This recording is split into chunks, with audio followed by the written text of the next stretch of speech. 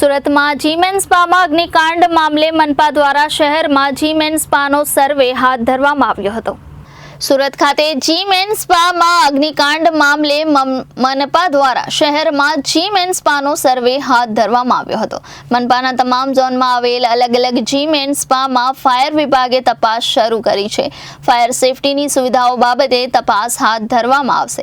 Fire વિભાગ દ્વારા અલગ અલગ જીમ અને સ્પા સેન્ટરોમાં ફાયર સેફટી બાબતે તપાસ હાથ ધરવામાં આવી હતી। જીમમાં પૂરતા પ્રમાણમાં ફાયર સેફટી છે કે નહીં તે બાબતે તપાસ હાથ ધરવામાં આવી રહી છે। તમામ ઝોનમાં આવેલ જીમમાં આ બાબતે તપાસ હાથ ધરવામાં આવશે। ફાયર વિભાગની અલગ અલગ ટીમો દ્વારા તપાસ શરૂ કરવામાં આવી હતી। મારું નામ ધવલ મોહિતે છે। હું મોટા વરાછા ફાયર સ્ટેશને as a sub fire officer તરીકે ફરજ બજાવું છું। સર, જે ફાયર સેફટીને લઈને કઈ રીતની જે સાધનોની તપાસ કરાય છે? જીમને અમુક ઘણા બધા સાધનો હોય છે કે જેવું કે ફાયર એક્સટિંગ્વિશર છે, સ્પ્રિંકલર સિસ્ટમ છે, ફાયર એક્ઝિટ ડોર છે, ઘણા બધા સાધનો છે જે અમે રૂટીન ચેકઅપ કરતા હોઈએ છીએ।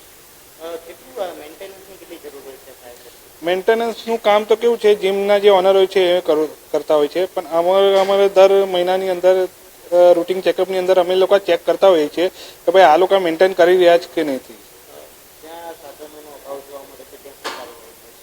જ્યાં સાધનોનો અભાવ જોવા મળશે ત્યાં અમે નોટિસ ઇસ્યુ કરીશું એમને, ને આગળ એમને ટાઈમિંગ પણ આપીશું કે ભાઈ તમે ફાયર સિસ્ટમ ઇન્સ્ટોલ કરીને ફાયર એનઓસી તમે મેળવી લો।